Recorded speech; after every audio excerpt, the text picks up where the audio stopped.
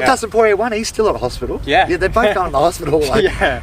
That's what a lot of people don't realise. Nobody wins a fight, you know. No. And a lot of my students, I say to them, like, why? You know,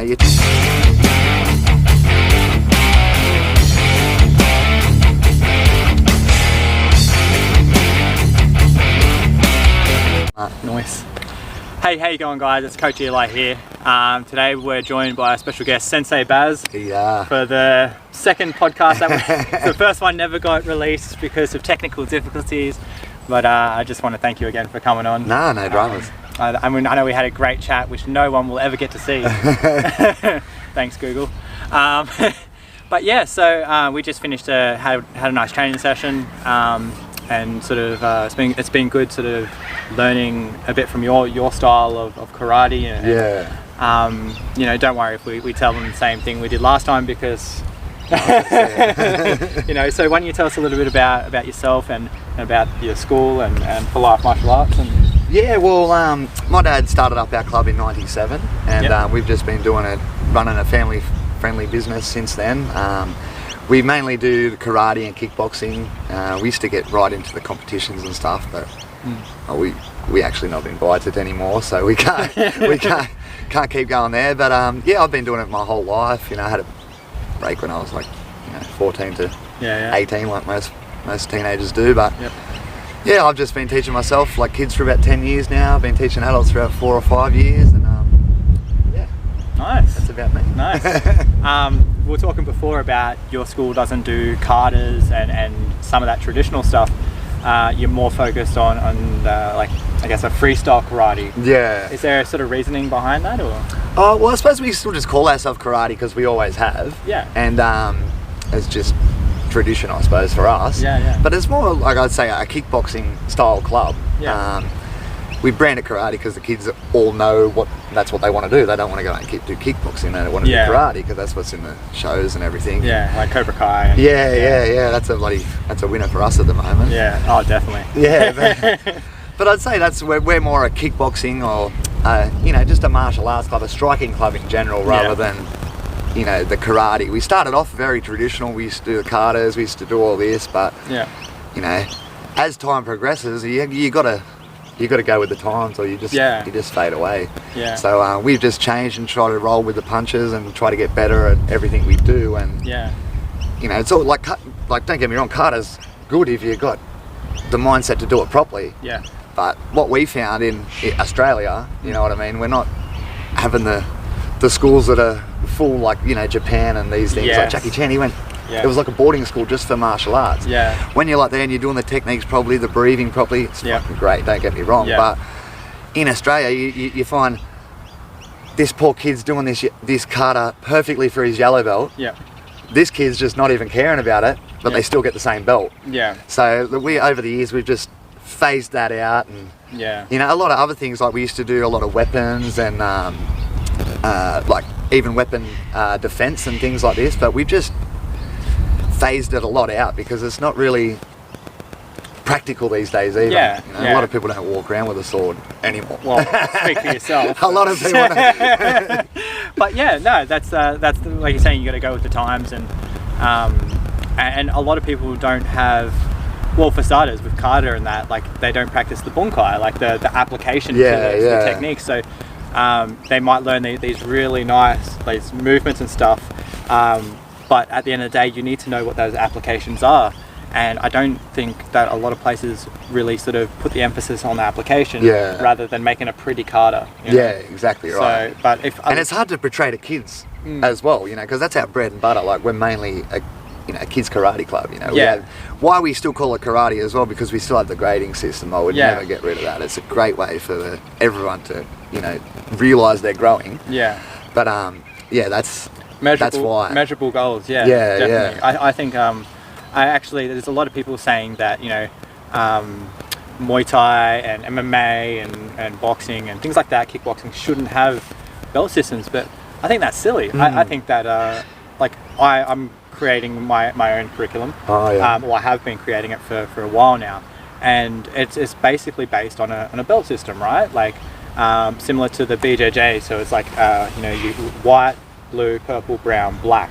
Okay, so But the thing is, I'm breaking down each individual belt into, like in the MMA world, like what actually needs to be learned at these stages, you know? So I think for one part, it could be because people don't have that foresight to see that, you know, you can make it a very systemized thing, but it also gives the coaches a thing where you can go, oh, okay, so he's a green belt, so he doesn't know how to do this technique. Yeah. So, you know, so you can sort of go, all right, these people need to know this, you know, there's only so many techniques, you know, so...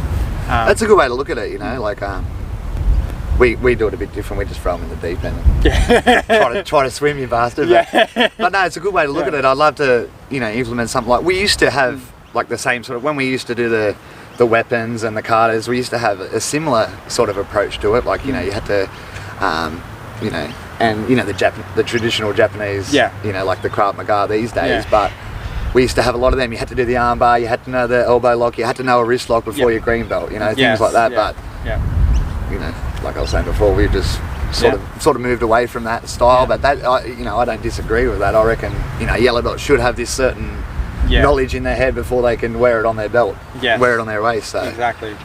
I think it does come down to merit. At the end of the day, you can teach a million techniques and they can know them, but if they don't put in the hard work, if they don't show up to class, if they don't, you know, give 100% when they're doing it, like, do they really deserve their belt? You know, like, well, we do a thing where, like, 6 weeks before your belt, you better be there every class. And especially for the higher grades, but like, I call a higher grade above blue belt, sort of in our club, blue belt and above. We call it greeny meanie, because after green belt starts getting a bit mean, you get a bit. But what we find as well, if you, like, we got a great retention in our club, and I think that's why, is because we don't put too much emphasis on them being perfect until their belt says otherwise, you know what I mean? Until, if you're a red belt, you should be at this level, but a yellow belt doesn't mean you have to punch or kick perfectly yet, but you need to get that fitness to stay into the grading and stay in the class and keep up and get better as you go. So I think so. I think even just the fitness, as far as self-defense is concerned, I think if you're fit, you got a better chance of being able to defend yourself. And just to stay calm when you know, you're not panting and fatigued, and you know, emotion doesn't get as involved then. So definitely. Like a lot of my, you know, yellow belts or so, they, you know, they'll see people doing it and, oh yeah, that's good. 10 minutes, we do 10 minutes of sparring on your yellow belt, you know, you've got to do a certain amount of techniques, and then you got to do 10 minutes sparring, and it just incrementally increases. So when you get to black belt, it's half hour. But in the yellow belt, like a lot of people actually throw up, you know, 6 or 7 minutes in, they throw up, you know what I mean? And they think, oh, they're buggered, but this is where your mindset comes in, come back in, finish off, and then that'll, because we don't do a lot of fitness in our class, like of course you come to class, it's a cardio workout the whole time, but I don't sit there and tell them to run or push up or jog or do this stuff in class, because my theory is I've only got an hour and 15 minutes with them. So when the gradings come about and they realise they're a bit unfit, it'll give them that drive to go home and do that extras to make it easier for himself in class. So when, like, we had one recently, threw up in his yellow belt and come back in and smashed it. And now, well, recently, it was about 2 years ago, but now he's a blue belt. You've met him. And you know, 20 minutes on the blue belt, didn't even look like he was tired. So that's the drive we've instilled in him to go do the extras at home and things it's like that, this. That Bushido spirit. And just the determination to get better and grow, because our motto in our club is we're not here to win or lose, we're here to grow. And if you're a better version of yourself than you were last month, you've grown and you're winning. So that's our motto in our club, and I think a lot of clubs should take that aspect on as well, because that's essentially 99.9% of people doing martial arts, is that what they're doing for? Just to grow and get better with themselves, not to go in fights or competition or you know, jump in the cage for money or whatever. But you know, that's what I reckon. It's a good, because at the end of the day, it's meant to be respect and honour, the first two things you learn in martial arts. So if you're respecting yourself by knowing you're only here for you and not to compete with anyone else. I even said it at the start of our class yesterday, you know, don't emulate to try to be someone else. Just be happy in your own skin, and eventually, you know, you'll blow past them, or will get a lot better than them, or if not as good, when, you know, you've put as much time in. Because commitment, it's a bloody hell of a thing. That's what I love about the start of your class and the end of your class. You should be a motivational speaker. You should get paid. Everyone's sitting there if they're in their stance and their eyes closed, and you're sort of encouraging and inspiring your students, which I think is a huge thing, because it's one thing to be able to punch and kick and wrestle and all that kind of stuff, but the mindset is such a huge part of martial arts. You know, like you're saying, like you might go throw up and come back in. You know, but and being able show to that resilience to get back in there, because all a good strong mindset or having a resilient head is just overcoming adversity. Yeah. You know, whether it's a mistake or something that gets thrown at you is not, you know, in the realm of possibility you think would happen to you. It's just how you react from it and respond to it, and then that's how you overcome adversity and build a resilient mindset. So what I like to do, like I said, you know, not everyone is coming into martial arts to fight. You know, we punch, we kick, and we do all these gnarly things to hurt human bodies. But essentially, like, you know, like I'm 35, been in 60, 70 fights, street fights, but I know 60-year-olds that have never been in one. You know, and they never will need it. So we punch and kick and do all this, but the most important things we get from martial arts, like, are everything we can apply to our normal life. You know, like the resilience, the agility in your mind to overcome whatever gets thrown at you. You know, even everything we build in our body, you know, the balance, the hand-eye coordination, all these things, the fitness. And another thing that gets overlooked a lot in martial arts is the sense of community you get. Oh yeah. You know, like coming in, I've had people come in and they're lost in their life, you know what I mean? And a year later they're telling me, oh, Sensei, you saved me, you know, like, because without you guys I wouldn't have had that outlet, wouldn't have had that extra friends, wouldn't have had that time away from just their life. You know what I mean? And that's what I like to say a lot before my classes and after my classes, is that this hour is just for you. Whatever's going on outside of in your world, whether it be good or bad, just leave it there and focus on yourself for the next hour, because not many people do that as well. You know, a lot of people don't just do something for them. And when you do it, it bloody makes you feel good. It makes you feel really good. Man, you know? Look, martial arts definitely saved my life as well. You know, like when I walked into Minamuso, I walked in and I wanted to fight. I wanted to get in the cage. All that kind of stuff. And so I took up MMA and Muay Thai, and you know, I went in there with a big chip on my shoulder, you know, and maybe went a bit too rough on a few people, but in saying that, like, it built my character, and it sort of, like, going through, like, as time progressed, it's like I didn't really want to fight anymore. Like, I sort of, like, I realized that that wasn't really what I wanted to do. It was like I had a lot of pent up aggression and anger and stuff, and I found that having that outlet and having that reason to get up in the morning and go somewhere and grow and better myself, where the people around you just want to support you and see you become better. You know, I think it's that whole thing. It's not a sport. It's definitely a lifestyle. It is, and it can change your life. You know, like it really can, and it doesn't get enough credit. It really doesn't. Like it's a bloody. It's a lifestyle. It makes you want to be a better person. You know, and what with the fight thing. I get a lot of students saying that. You know, they have 3 or 4 lessons. I'm pretty good at this. I want to go fight someone. I say, well, you know, you've done 3 or 4 lessons, or maybe 6 months. I said, you know, you could come up against someone like me. I've done it for 25 years. You know what I mean? Like, you got to. I've never had a cage fight, but what if I wanted to go on at the same time? You just 6 months, 25 years. It's going to be a different thing. But what happens with a lot of them is, I say to them, you know, give yourself a year or two, get yourself a couple of gradings under your belt, even come to a couple of higher grade gradings, and you feel that contact, and you know, it wavers a bit. You get a bit humbled, and people think, oh, I'll just go knock him out. Oh, I'll just get knocked out with it. No. You need to watch the aftermaths of fights. Like there's a one of the scariest videos I've ever seen was the Dan Hooker and Dustin Poirier aftermath. My God, that you know, was a brutal fight. Oh, that was hectic, man. Like anyone that wants to fight needs to go watch that. It's only a minute video, but you can see them in the ring. They punch the hell out of each other. They, you know, after it they're still pumped. Woo! You know, giving each other high fives. They're pumped.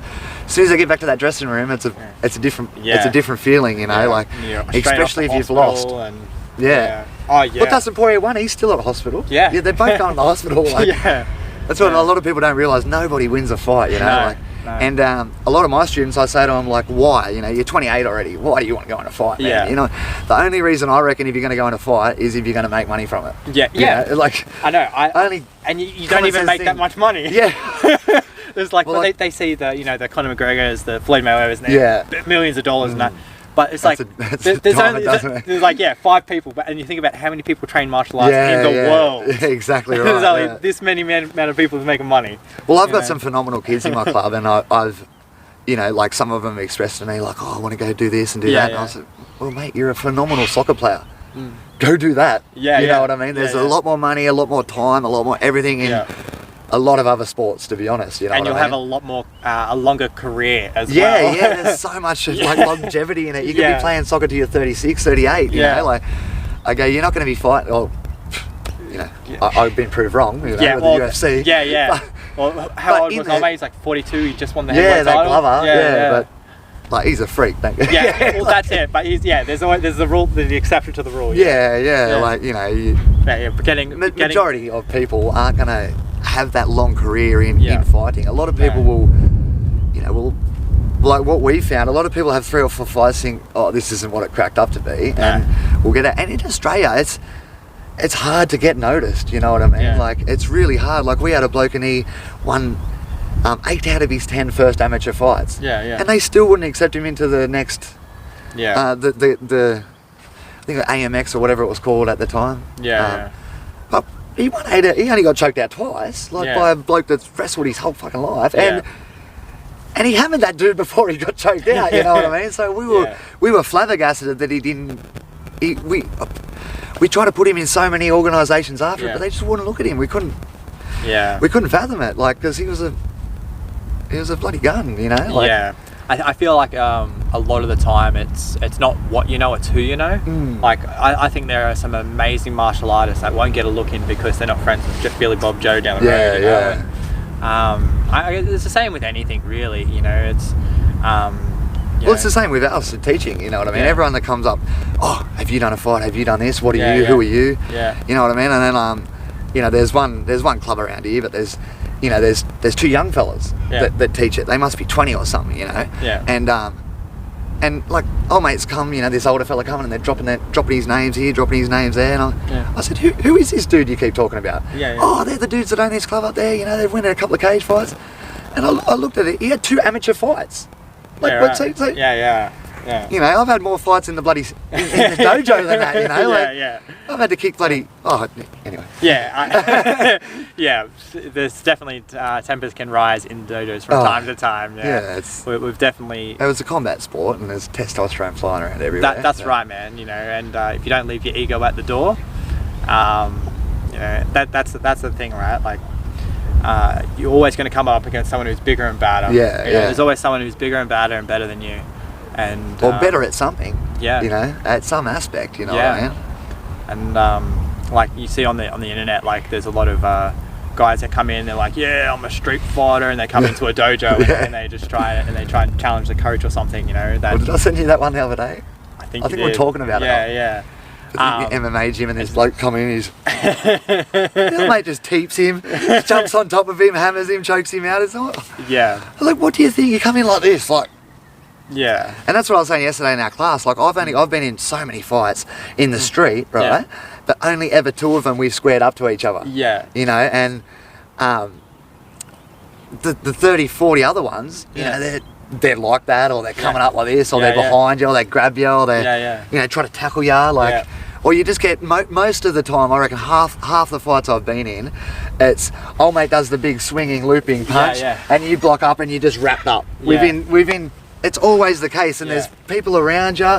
You got no room to move. It's never. A martial arts scenario, you know. You're using that range to get that round kick. But in saying that, having the martial arts experience helps you out tenfold in all of them. Oh, yes, definitely. You know, just knowing where to put your body, when to get back up, when to move, when to not move. Where to place your weight, like, you know, what we're doing today. But I reckon it's having the knowledge is going to help you. It might not be the scenarios we do or the situations we drill in class, but having that knowledge, like. For instance, like one of the last fights I got in, you know, he had me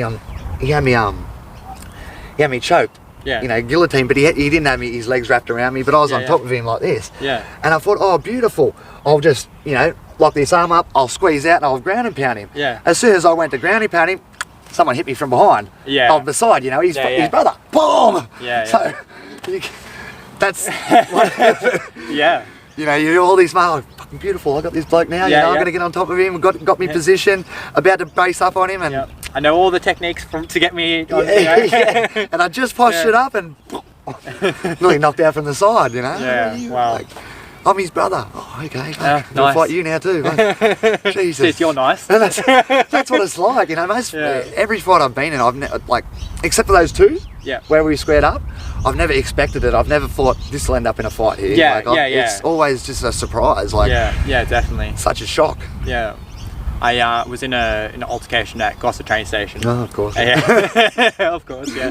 And this guy began to, you know, get a bit big for his boots, and at the moment I realised he couldn't fight is when he shaped up like this. And I was like, oh, okay. Yeah.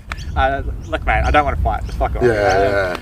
And don't hurt yourself. Don't hurt. Yeah. And then he sort of didn't listen to me, and he just kept on trying to, you know, like, I said, all right. I warned you, mate, and then I closed my fist because I was in my stance already, you know. And I closed my fist, and I balked him, just threw that fake, and said, and he stood there. He goes, like just a stunned mullet, you know. And I'm sitting there, I'm waiting. I'm like, I'll box, come on, you know. And then he's sitting there, and he's a stunned mullet. My cousin's gonna bash you. I was like, oh, okay, man, cool. It's always the case, like, yeah. It's always the case where they want to fight you, and you give them a hit or something, and if they survive it, they like so many times, like, what the fuck? Run away, like, hold it. You hit me. Come on, man. Like, you were just trying to fight me. You like, grab me by the back of the shirt. Of course, I'm gonna hit you. Yeah. But no, it's funny, hey, like the domestic fights versus the professional and amateur fights are very, very different. Yeah. I guess even amateur fights versus professional fights are even different. Oh. You know, I've been loving watching the Russian fights. So it's like an oval like this, and then they'll, you know, just have like people around, and then they'll just fight on the oval, like MMA style. And like the Russians are crazy. Like they have another one where they got like 6-foot chain link fences on concrete, and they fight. It's like far out, man. You guys are nuts. Have you seen the one where they got obstacles all the way around? Oh yeah, no, I have. This bloke, he's got nailed. He's got, you know, off balance, and he must have fell 4 foot. Right onto his head. You know, like they're fighting on a playground. Unbelievable. In Russia. In Russia, eh? Yeah. Oh my god. No, it's pretty ridiculous. But where do you think martial arts is going in the future? What do you think's going to happen in the? Well, it's scary. You know, you see these kids in Russia and stuff, eh? And they go to actual schools. You know, for like 7 days a week. You know, I follow a few of them on Instagram, and my god, it's a scary situation. You know, these kids are absolute beasts, and they're 7-8 years old. You know, like I've got some beasts in my club, but you know, these kids are dedicated. Things like the kids here, they're great at all athletic and everything, but it's a different mindset over there. You know, like you can tell these 7-year-olds are there to they want to put this into the future. They already have a goal, you know, where our kids are coming because it's a bloody good time. You know what I mean? They don't want to, you know, oh, well, one of my kids wants to be the next Jackie Chan, but you know, most of them just want to, because it's fun and I'll make a good environment for them. But these kids in Russia and, you know, like we said before, with like in, you know, China and Hong Kong and things. Oh my god. Thailand, like the like the Muay Thai camps and stuff. 200 fights by they're 17. You know, like my god. You know, like, it's just a scary. It's a scary thought of where it's going to be in 20 years. Because like 20 years ago, of course there was people as good, but not as well rounded. You know, you had as good strikers, as good wrestlers, as good BJJ blokes. But not all rounded. They can't do all the three. But now they can do. They can wrestle, they can strike, they can, you know, groundwork, they can roll, they can, you know, their base is mixed martial arts. You know, their base isn't karate or judo or whatever. It's literally like, hey, this is the best of everything. Now get better at it. Where everyone like our age, well, you know, older than us, it all came from either boxing or wrestling or karate. You know what I mean? Because, 20 years ago, they were the three popular things, Yeah, you know. If you didn't exactly. do wrestling, you done judo, you know. Yeah. You didn't do karate, you done kickboxing. You Yeah. know, you didn't do karate and jiu-jitsu. No. You know what I mean? Yeah, it was yeah. like, It was we that- strike, we don't go on the ground. Yeah, it's you a know, bit of a tribalism, like, you know, like the BJJ Yeah. guys are, you know, Yeah, after yeah. UFC 1, the BJJ guys are walking around, you know, Yeah, yeah. chest out, but then Well, that's there's the best thing ever for them. Yeah. Like, when old mate choked old mate out, he was like, Yeah, but I still see it today. Like some people they cling to the old, and you know a very common one is MMA is full of thugs, and MMA is, you know, they see like the bloody fight or something, but in saying that, like I don't believe it's true, you know, like they'll say like my style's better than your style and things like that, and I think mixed martial arts is just the new style, and people are afraid of change, right? People are like always put down things that they don't understand and they don't know. yeah. You know, like, well, essentially, it's all mixed martial arts. You know, Yeah. it's just a certain, you know, derivative of what we're doing. You know what I Yeah. mean? But Yeah. like, even with karate, it's always been like mixed martial arts. You Yeah. know, we've always done takedowns, we've always done the sweeps, we've always Yeah. done the holds, and we've always striked. Yeah. It's just the rolling on the ground. You know what I mean? The Yeah. groundwork, the submissions and stuff on the ground. That's what's come in the last 20 years. yeah, You know, but like essentially it's always been MMA. Yeah. But when Dad started the club, it was called, like, they called it electric style, like electric freestyle karate. Yeah, yeah. You know what I mean? Like where you had the more traditional striking clubs, Yeah. and then you had the freestyle karate where. yeah, and they would have been frowned upon too. Yeah, exactly like, right, yeah, exactly right. How Like dare they- you do a freestyle? Yeah, yeah, this is yeah. how it's done, you know. Well, even like Yeah. you know, like for instance, the way you do a side kick is totally different to the way I do a side Yeah, kick. But it's exactly, not yeah. to say they're both wrong or they're No. both right. You No, know, like that's right. it's just a different way of doing something. Yeah. You know what I mean? So I just it blows my mind that that is the common thinking. You know what I mean? Yeah. That most people that go there are just to bash and hit on people. You know what I mean? Yeah. But you know, mostly it's totally the opposite. Yeah, Yeah. like that's what I've found. Like, honestly, some of the best people I've ever met in my life are fighters or martial artists. Oh yeah, you know? 100%. Like- And the people that go to a club and are dedicated to it and have done Yeah. it for a long time, they're the ones that are not going to go out and fight on the street. No, because they know exactly. any other bloody bludger looking dude Yeah. can be a killer. Yeah. You know, like we've got accountants, we've got IT people, we've Yeah. got lawyers and nurses, and Yeah. you know, and then we've got, you know, like ex-rugby league players, you know, Yeah. like first grade, big 120 kilo men, you know Yeah, what I mean? yeah. So, but the 120 kilo man, he wouldn't fight the 80 kilos like either, you No. know, the lawyer. So, Yeah. with real estate agents, everything, you know what I mean? Yeah. Librarians even, you know, Yeah. but they You I don't- wouldn't fight the librarian. Yeah. I would have fought for 4 or 5 years ago, but not now. Yeah.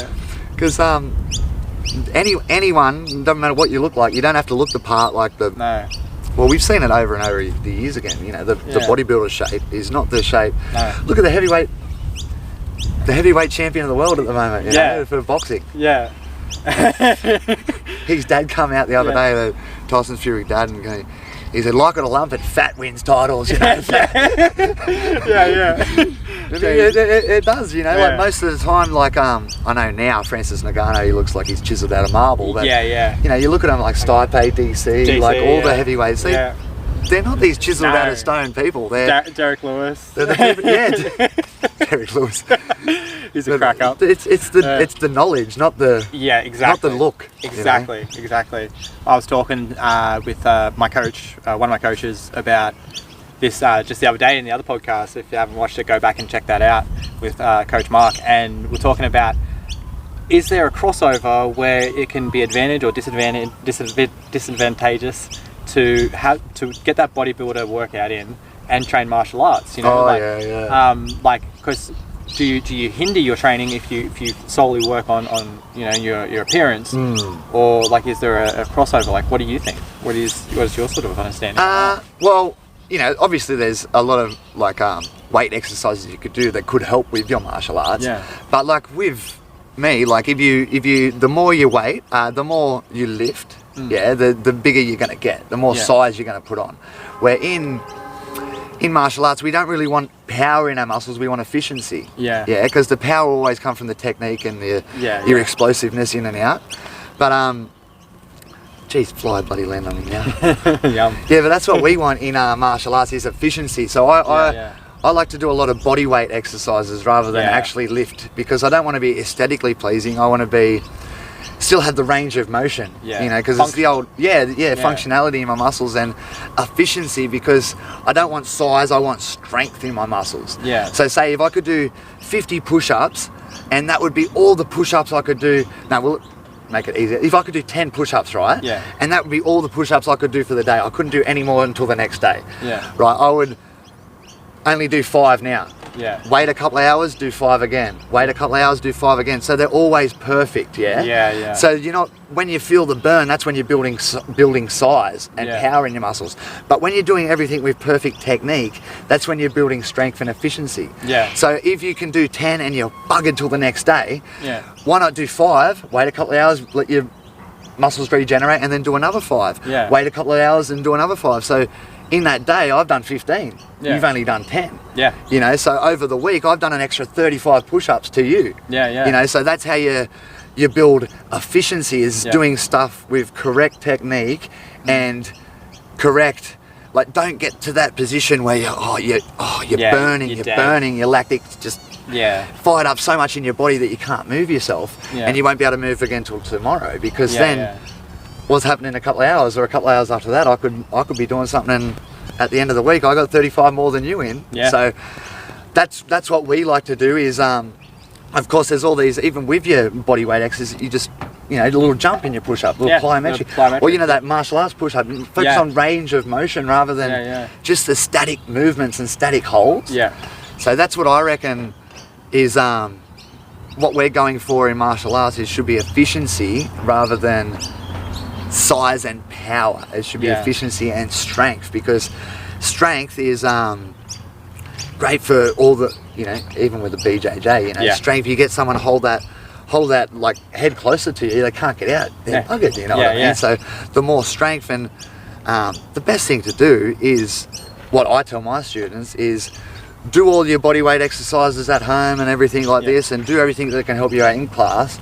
But the best thing to do is another martial arts class. You know, do 2 a week instead of your 1. Yeah, exactly. Because even with, you know, you're not punching or you're, whatever we're doing in there, when you're holding the pads, I always get my students to hold the pads, because when you're getting them up there, it's building those muscles up to hold your hands up. You know what I mean? Exactly. Always have your hands up. And essentially, like, you know, the speed ball. That's, although it's timing and speed and, you know, working on your hand-eye coordination and all this, essentially, like Dad's always told me, the main goal of it is to keep your hands up. Build those muscles up just to keep your hands up, you know what I mean? Of course, the timing and all that, you know, just the fluidity of your muscles, that comes into it, of course. But the main thing is just, whether it be half an hour, keep those fucking hands up, Yeah, exactly. Keep those hands up. Keep those hands up. Yeah. No, I really enjoy training with you, whether it's, you know, training with the guys from the club or just when we do one-on-ones. And I do feel like there's a lack of crossover between martial arts gyms on the Central Coast and maybe elsewhere as well. I don't know what your experience is with it, but I feel like we're all in this together and we all share the same sort of dreams, right? And I don't think necessarily that people shouldn't cross-train. Like, I think, you know, if you want to improve your hands, and you've got someone who's offering, like, you know, really specific, specialized things, like, you should be able to train with them and train with your school as well, you know.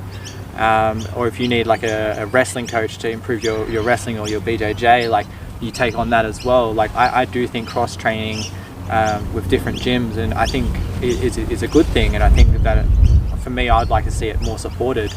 And because I don't know, like, what do you think about people training at different gyms to learn? Yeah, well, a lot of my students go to, like, BJJ or you know, other styles, and it's only good, especially if you want to be, you know, in a fight. Eventually, you gotta, you know, you tripping if you think one club can offer everything. You know what I mean? Where I'm sure there's some clubs that can, but you know, like, you need even if you're at the one club, you still got a couple of coaches. You know what I mean? Exactly. Like, so, you know, you need that that mix of especially if you want to go in a fight, you need that mix of styles. Yeah. And I think you're right, you know, like I think it's just the same thing. You know, around here, all the clubs have been owned by people forever. You know, and they're all old school trainers, you know, they just believe in their way, you know what I mean? So I just think that's it, you know, like it could happen, but it might not until this next generation come through and take over. Yeah. Where we have that mindset to,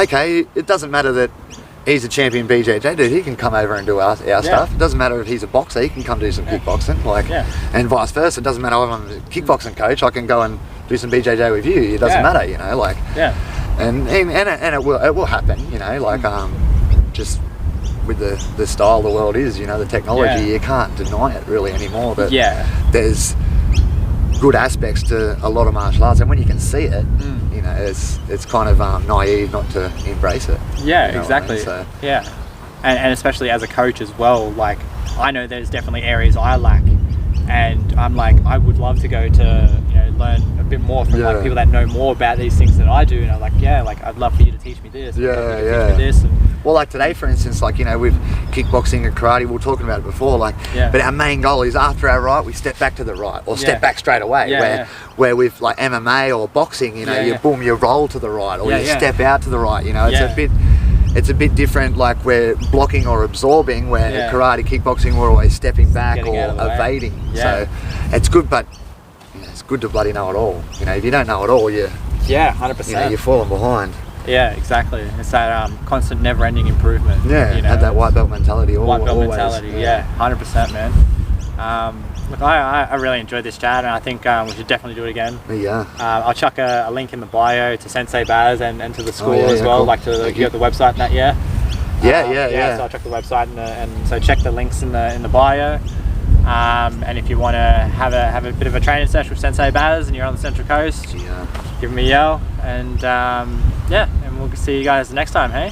I love telling stories and passion for making people laugh. A simple task for a class clown with a fickle past. Short stories and poetry focus my gaze. I love the bad substances drove me away. Now I owe it to say that the last 4 years I lost some brain cells, and then I lost more peers. I took some time overseas to sort my mind out. Took some time out in the word, and now it's time to let the rhymes out. You don't know how I got my style. I took my time with it all.